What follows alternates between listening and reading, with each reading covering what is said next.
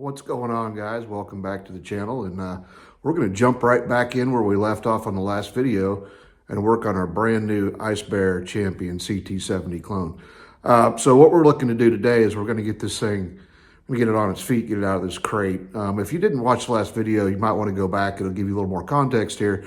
We're going to take this Icebear Champion later this year on the Great American 1000, which is a 1,000-mile trip across the Moab Desert in Utah. I'll put a link in the description to that event so you can go check it out. Just real quick, it's limited to 30 participants and they're already filled up. So sorry if you wanted to go, maybe next year. But anyway, before we do that, I want to just dip in real quick and kind of give you my strategy on how we're going to uncrate this thing. I'm not trying to give you a tutorial on how to do it, but I just want to show you kind of what my strategy is. And if you've never done one of these before, it might be useful to you. So stand by. All right, guys, I need to interrupt our regularly scheduled program. Number one, I really screwed up the Great American Monkey 1000 intro there. It is a Great American Monkey 1000, and that is 1,000 kilometers, not miles. Also, while making this video, I received a little bit of a trickle of information from the organizers. If you watched my other video, you would remember I said that we don't have all the information. We don't really know exactly how we're going to do things yet, other than that we're traveling 1,000 kilometers through Moab over a 7-day period. Well, they dribbled out a little bit of information, and I wanted to share it with you so that you kind of understood, what we have signed ourselves up for. And I'm just going to read this direct from what I received. As you get information from Dash Remington over the next several months, it will be up to you and your team to figure out what route you guys believe is the best roads to travel for yourself. There's no official designated route. Fool's decisions are left to you. As time goes on, the destinations that are targeted for each day's ending will reveal itself. And as we get much closer to the event, Mr. Remington will eventually send you a full field report that will have clearly defined destination points. The pack of riders may often cross paths and are usually headed in the same direction. However, the teams are left to their own devices.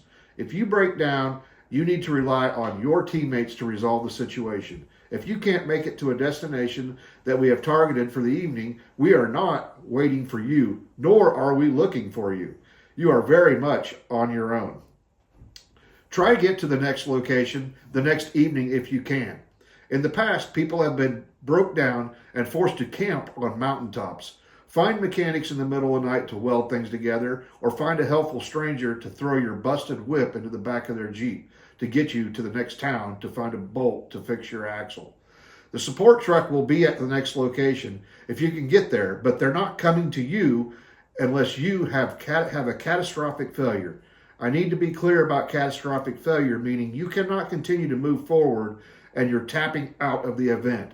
At that point, the support truck will transport your bike back to the rally point where you can wait for the end of the event and the rest of the riders to arrive. We have never had anyone completely fail to finish. We have had complete catastrophic breakdowns, but they have figured out a way, including myself, to make it work on their own. Here's another one here. It should also be said that I personally carry the helicopter and medical extraction insurance and search and rescue coverage. I highly recommend that everybody do the same.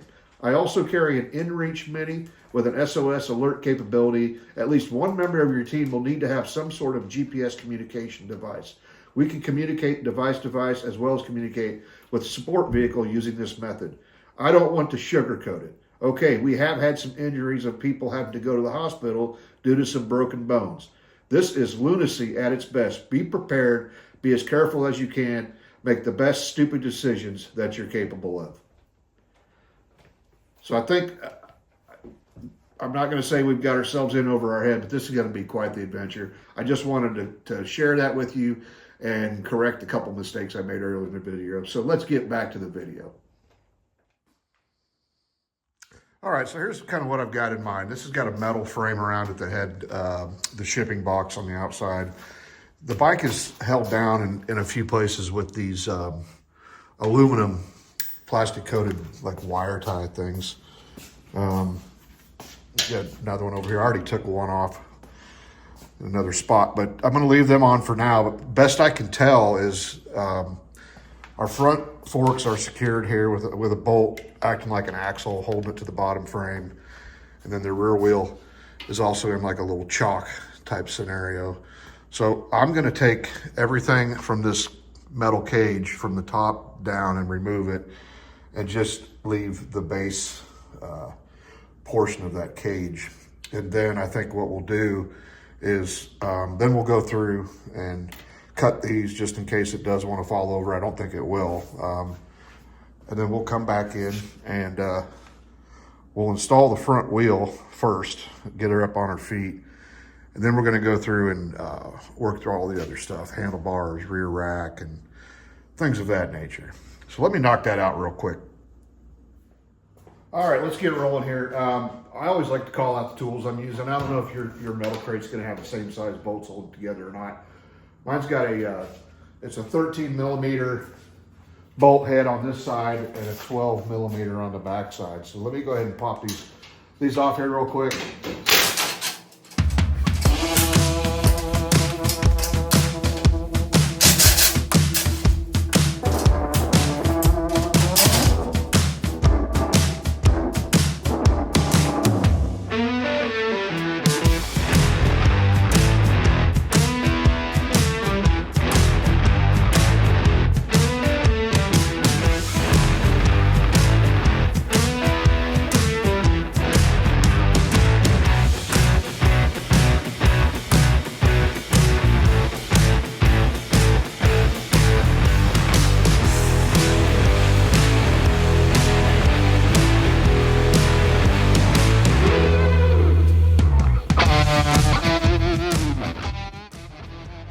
All right, I think we got her dead. So let me get things situated a little bit here, and we'll move on to the next course of action.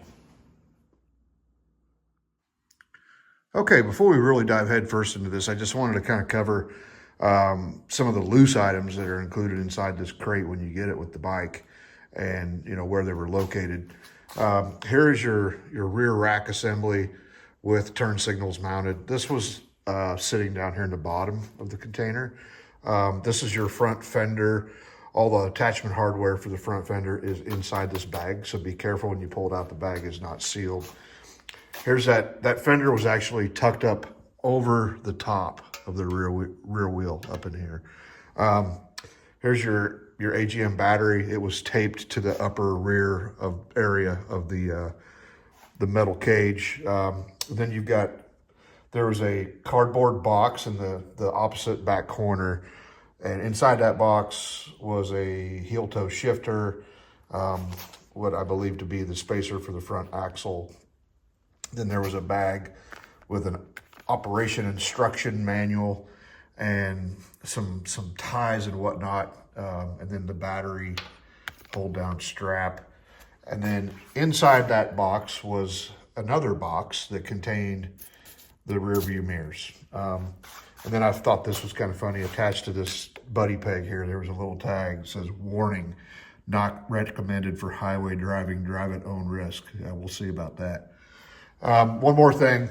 I thought that this bolt that was going through here, mounting this to this cage, was just a random bolt, but turns out that is the front axle.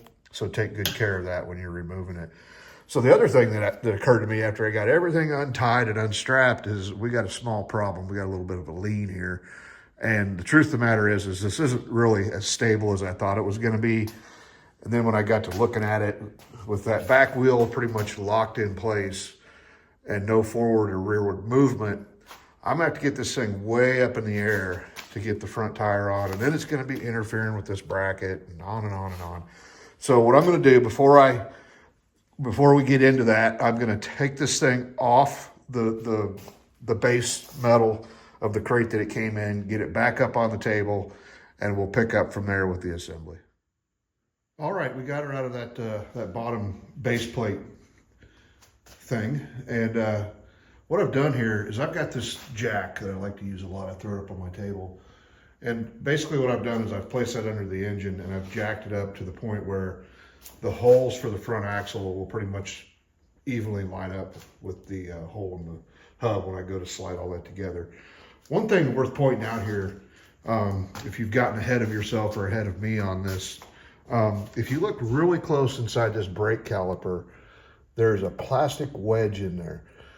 Do not remove that plastic wedge until after, well, you have to remove it right before you're ready to install the front wheel, because your disc is going to go in there.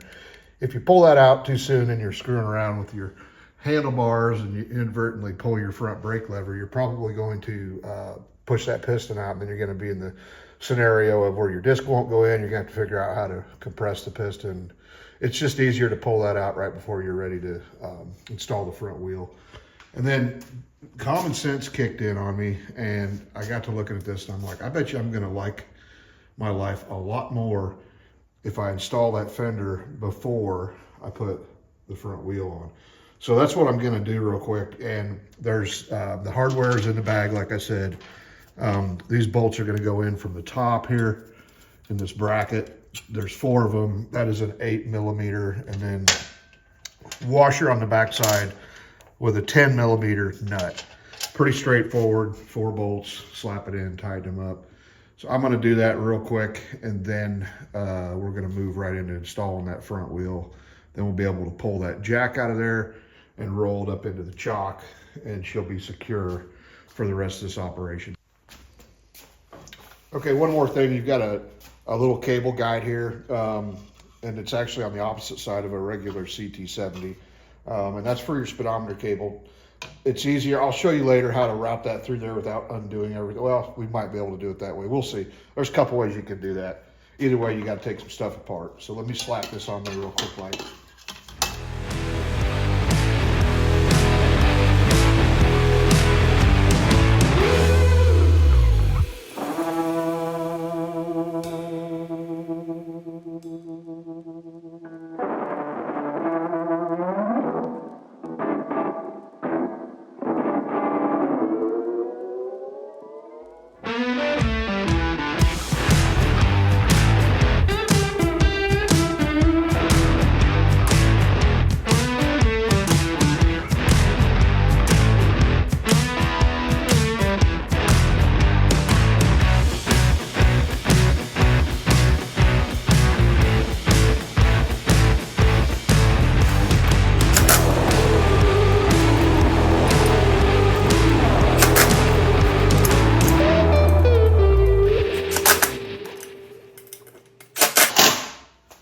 All right, that's not going anywhere.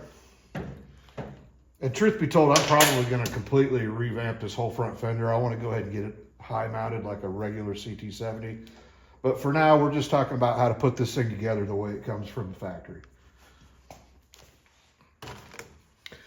Okay, let's talk about this front wheel installation situation. So remember earlier I told you in the boxes of parts there was an axle spacer. That axle spacer goes right there on the disc side of the wheel. And then on the other side is where your speedometer gear pickup goes. To make this easier on yourself, just go ahead and disconnect this cable completely from this. And then when you look inside, you're going to see 2 ears or tabs.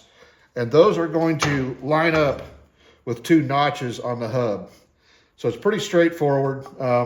You can kind of visually just look at it and set it down on there, and you'll feel when it locks into place where it's supposed to be.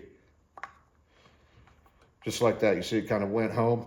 Now the other thing you have to be aware of when you're putting this together is there's a notch right here on the speedometer drive gear, and then there's also a notch on the fork. That has to slide into that speedometer drive gear notch to keep it from spinning. And then you've got your front axle, which we removed from the shipping cradle. And this is a 12mm, and the nut is a 14mm. And if you remember, I said earlier about removing this wedge. Now is the time to do that, because we're getting ready to install the front wheel. And you will see this wedge will open up a gap, and that's where your disc slides into as you put everything together. And it's just a little piece of plastic. You don't need it for anything else. So obviously this portion is somewhat self-explanatory. It can be a challenge getting things lined up, but just be patient, take your time. It will fit. See that? I'm getting everything, it's in there now. So what the nice thing about this jack that I have is I can now adjust this jack to line everything up to where I'm not even really fighting with this. See that? Boom. Boom. That's it. Put the nut on. Tighten it up.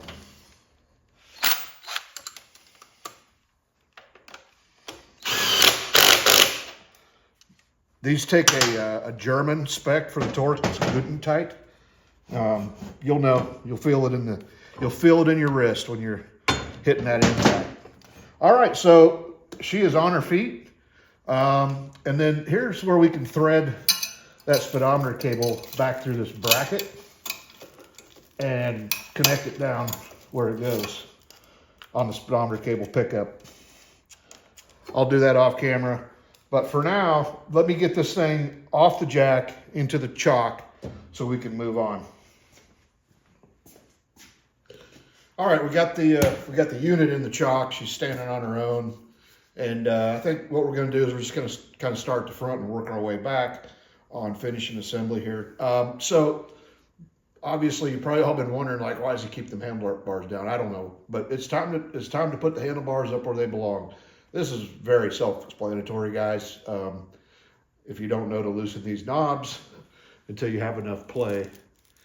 And then once you do, you turn it up into position and you tighten it back up when the little notches align up top. And you do want to get these tight. I mean, these are your handlebars. So we got that one. Get this one in place.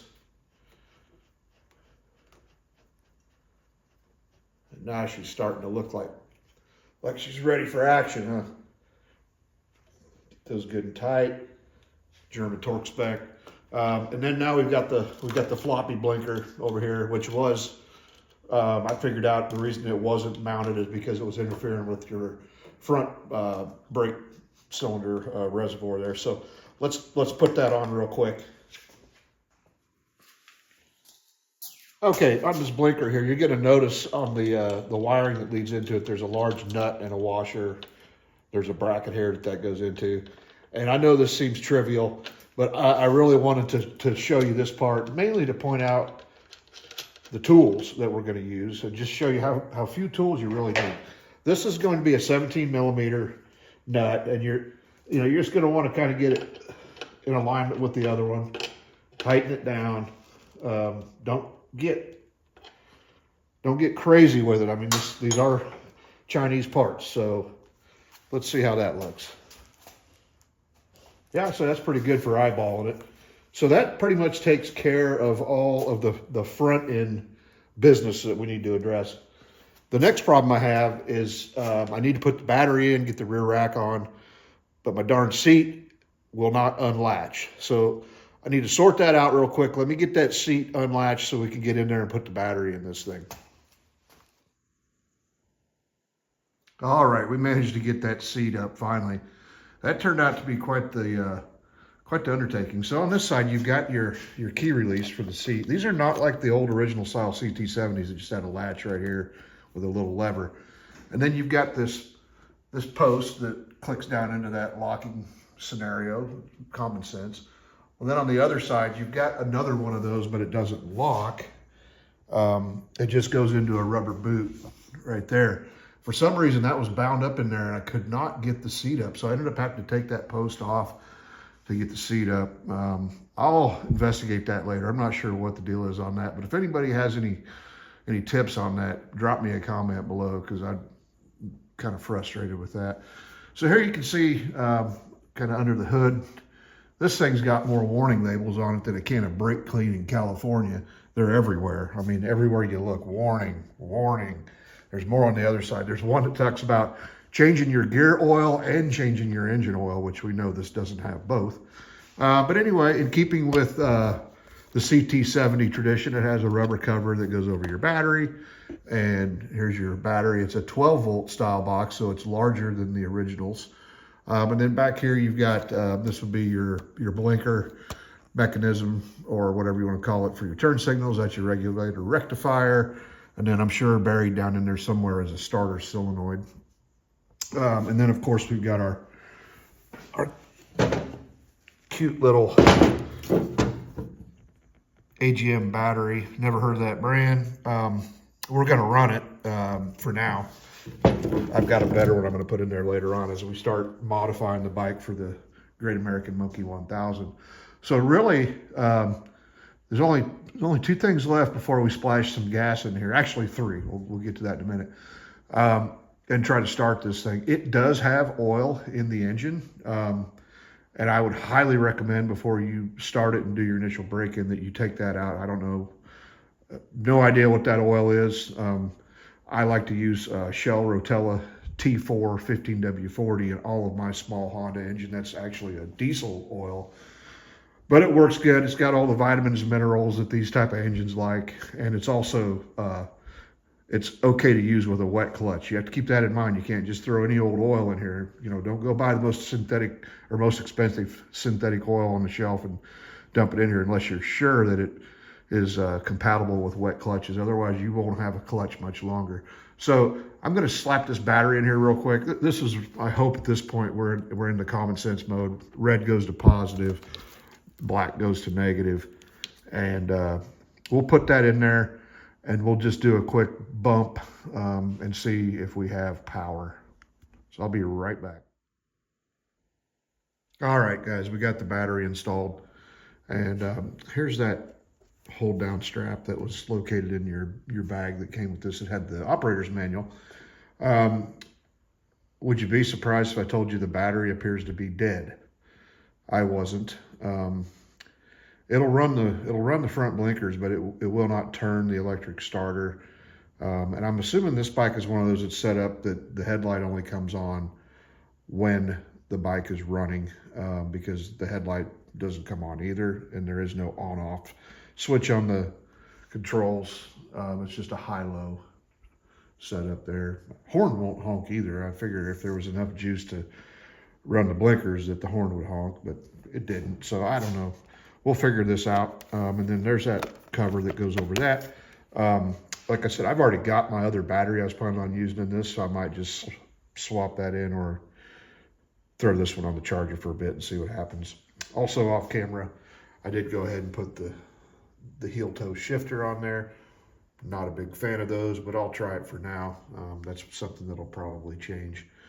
And then still got to slap that rear rack on. We'll do that in just a second. Couple other things. Everything I've heard and read, guys say clean that gas tank out before you run it. I'm not going to all that trouble right now. I'm just going to put a splash of gas in there so we can get it running for now, because I'm going to be swapping out that carburetor later as I move on to the Great American Monkey 1000 build. That will go away, and the entire fuel system is going to get replumbed with additional fuel, auxiliary fuel tanks and whatnot. Also, I've got to remove that emissions crap, which is going to require me to get up inside of here. So the tank's coming out. That's when I'll clean it. And the other thing that everyone needs to be aware of here is you need to go through and double check every nut and bolt on this thing and make sure it's tight. We've all heard the stories about things falling apart that come from China. Well, look at this intake manifold bolt. The one on the right side, you see the gap there? Yeah, either that's not tightened all the way or it's too long. Either way, that means that intake manifold's probably either leaking or is going to leak at some point. That's just an example of a few things. So let's go ahead real quick and we'll throw this rack on the back and then see what we can do next. Alrighty. Let's get this rack on here. So this rack essentially has 4 mounting points, 2 on each side. One of them is slotted, slides onto the shock. The other one with this long spacer goes where this bolt is here. It's the same setup on this side. So what I have figured out is this rack is meant to go on this side, on the outside of the muffler bracket, and then over here on this side, it needs to go on the outside of the shock. On the outside, meaning you're gonna have to knock that over, which I just did, which is gonna open up a gap that they've kind of pre-left, I guess, from the factory to do that. But these here are, what is this? This is a 14 millimeter for your top shocks. I'm just gonna back them off a little bit. And then these long bolts are 10 millimeters. So I'm gonna pop those out real quick.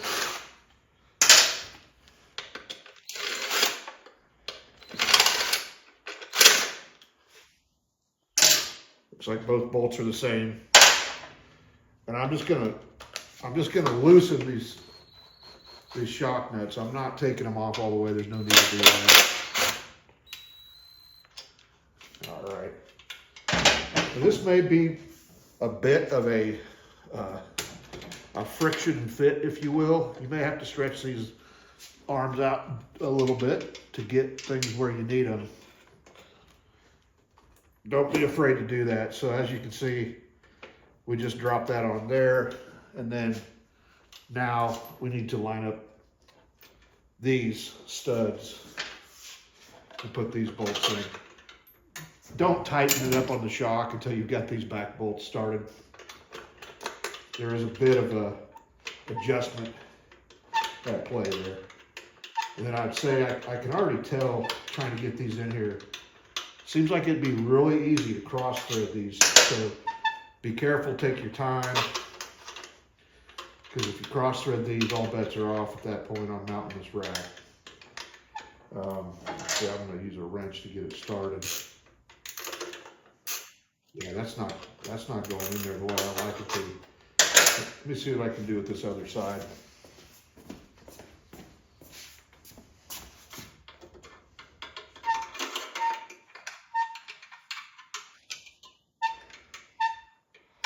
All right, that one's threaded in there pretty nice.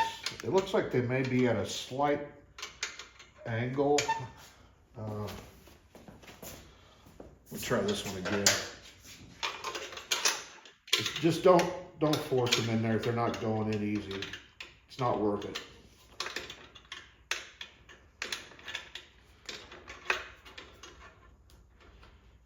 Let me pull this one back out. Give me a little more room to work over here. Darn it.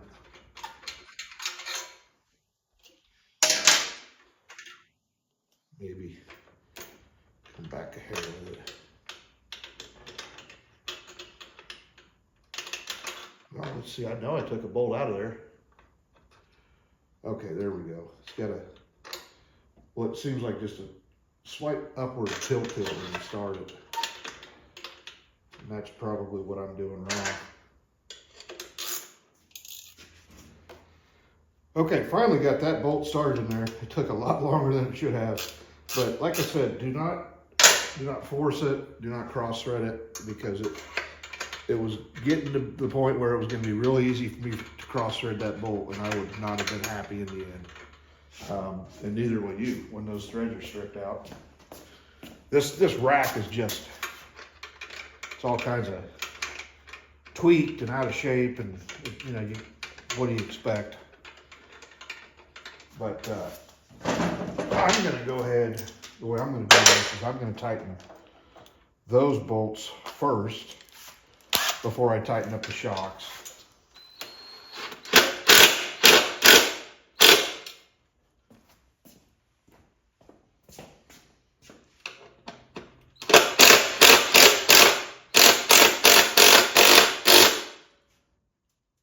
If you wonder what I'm looking at, I'm closing the gap on these spacers that are on this rack to the frame.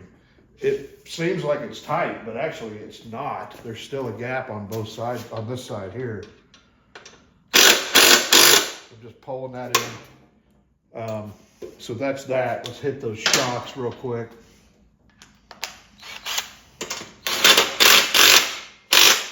That one.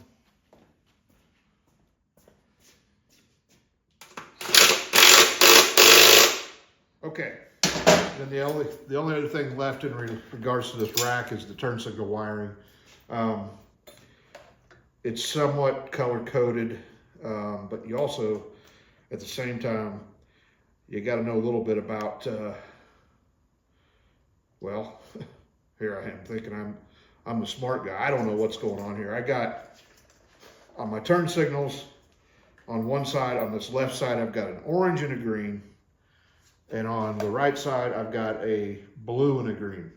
Typically, in a Honda, green's always your ground. Okay, so on the harness side over here, I've got a 2-pin connector, which is obviously for the grounds, which would be the green, that's black with a white stripe. Got that. Over here, I've got a blue, and then I've got a black. So I'm going to assume that this black is probably the orange. I don't think anything catastrophic could happen here, but I'm going to go ahead and connect these up real quick. This harness, as you can see, I'm flopping around here, is extremely longer than it needs to be. I don't know what's going on with that, so do your best to tuck that up out of the way and secure it if need be. Let me try this real quick, get these hooked up.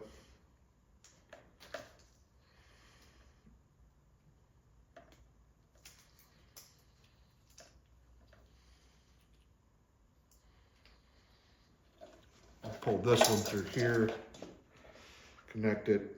Again, both greens on the signals to the black with a white stripe, and then blue to blue, and then orange to black with white stripe. Okay, those are hooked up. There's a little boot you can pull down over the top of that, and then you can figure out what you're going to do with the 3/4 mile of wiring that's hanging outside here. I'm just going to stuff it up in here for now, because I will be changing out this taillight assembly. Let's see. I know we got enough battery to blink blinkers. Let's see what happens here.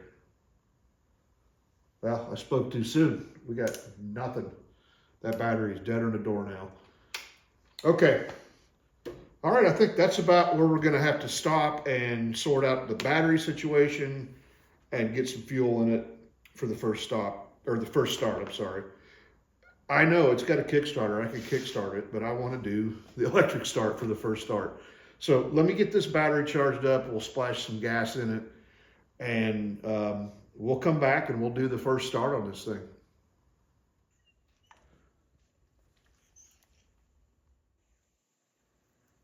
All right, guys, we're back at it. Unfortunately, the battery that came with this unit is a bust. As you can see, I got my helper out here with me. Even he is disappointed. But the shop manager, that's his name. Well, his name's Richard, but he goes by shop manager. He did us good. He had already kind of saw this coming, and he had ordered us up this lithium battery. It is a Tycool lithium ion battery. There you can see the replacement sizes.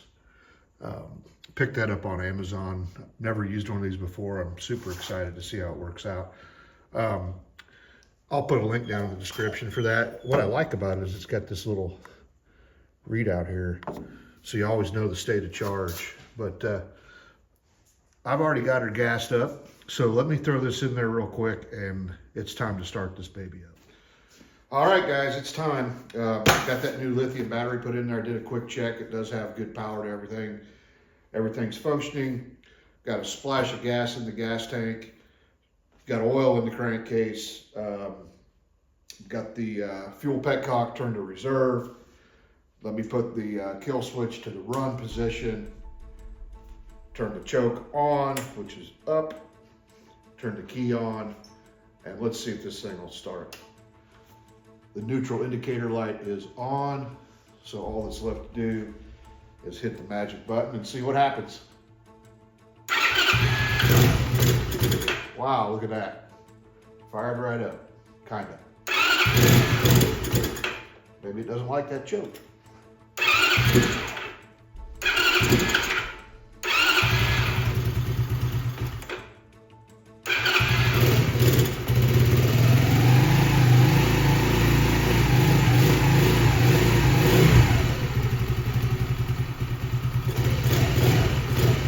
Choke's still on, guys. Sounds like the idle might be just a tad low. I'm Let me bump that idle up a hair with each screwdriver.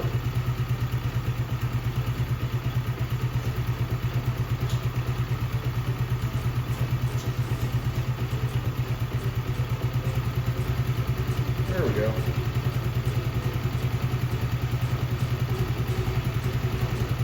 As much as I don't like the looks of this muffler, it's nice and quiet. We'll see how she does off choke. She seems pretty happy.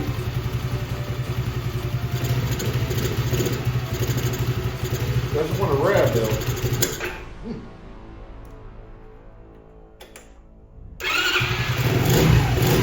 Oh, you know what? I was running the choke backwards. So all the way up is choke off, all the way down is choke on. Yeah, she runs great.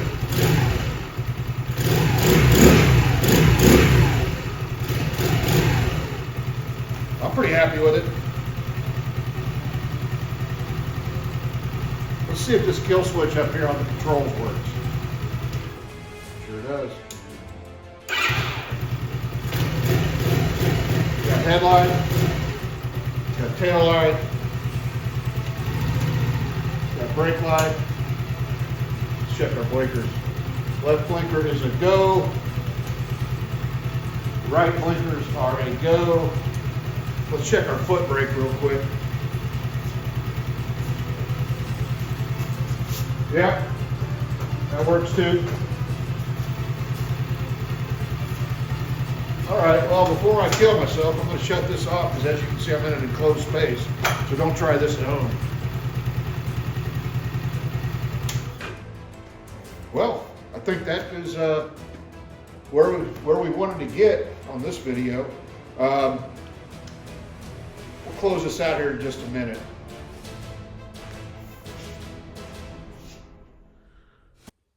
You know what, guys? This video wouldn't be complete if we did a quick ride video. I know that's what you came here to see anyway. So let me grab this off the table. We're going to take it outside and run up and down the driveway a couple times.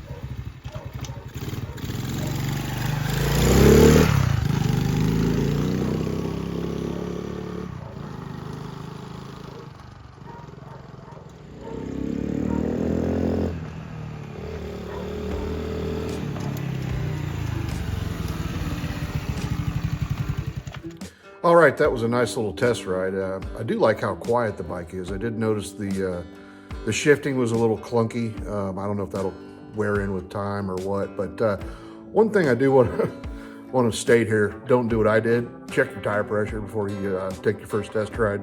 She needs some air in her, but I rode her anyway. Also, I was wrong on the choke. The choke is down for off and up for on. So I did run it up and down the road once with the choke on, didn't realize it, felt kind of weird, flipped it to the down position, and that's when she woke up the way she should. And then lastly, it looks like the lighting system, to include the headlight, is running off of the charging system, not the battery direct. Because of that, and the fact that it's got an LED headlight, it's got a pretty annoying flicker at idle. And I know you see that on a regular headlight, but with the LED, it's really pronounced.